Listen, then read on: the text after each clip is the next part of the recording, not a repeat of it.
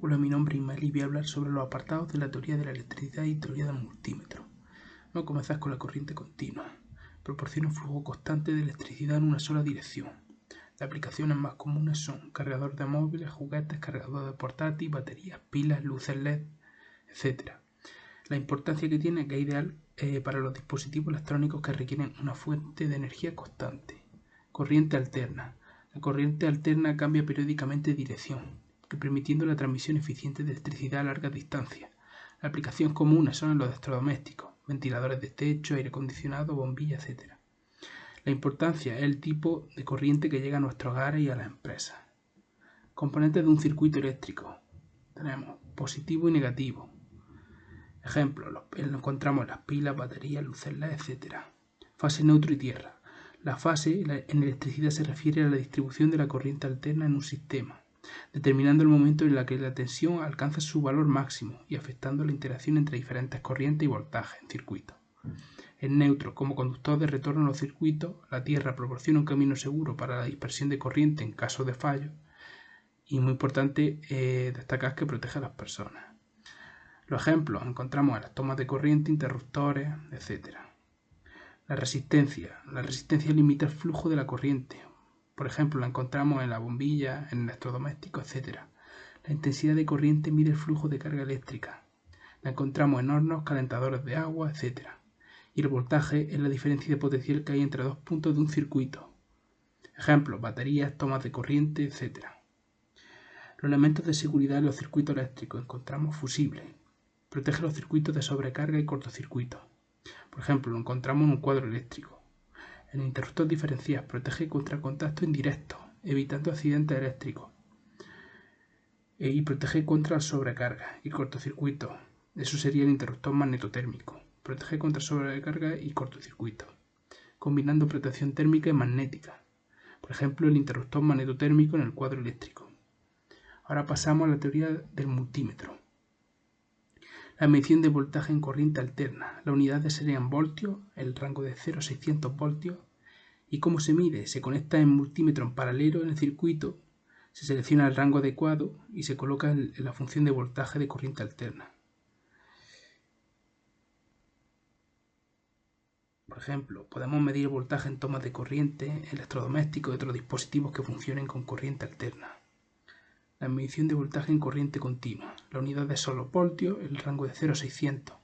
¿Y cómo se mide? Se conecta el multímetro en paralelo al componente o circuito, se selecciona el rango adecuado y se coloca en la función de voltaje de corriente continua.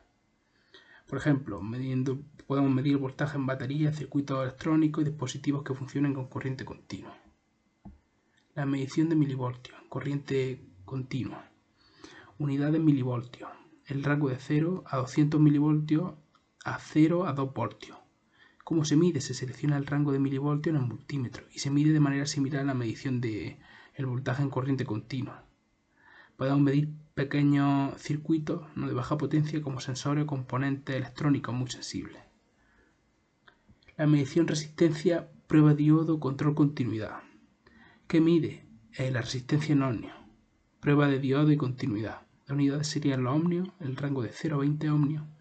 ¿Y cómo se mide? Se desconecta el circuito sin energía y se conectan las puntas del multímetro a los extremos del componente. Para los diodos se selecciona la función de prueba de diodo que encontramos en el multímetro.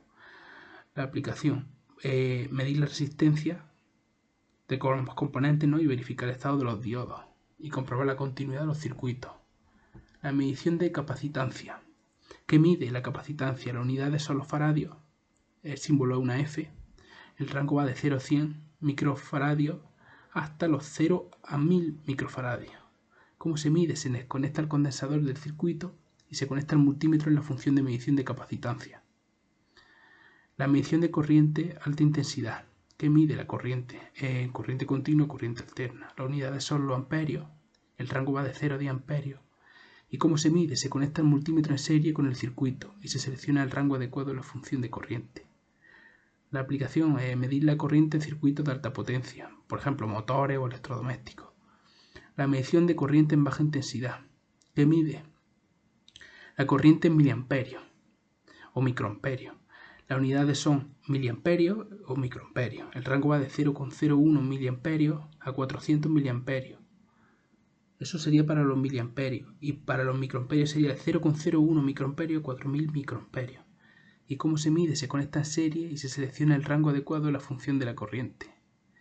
La aplicación puede medir corriente en circuitos electrónicos y dispositivos que requieren baja corriente o corriente extremadamente baja. La medición de temperatura.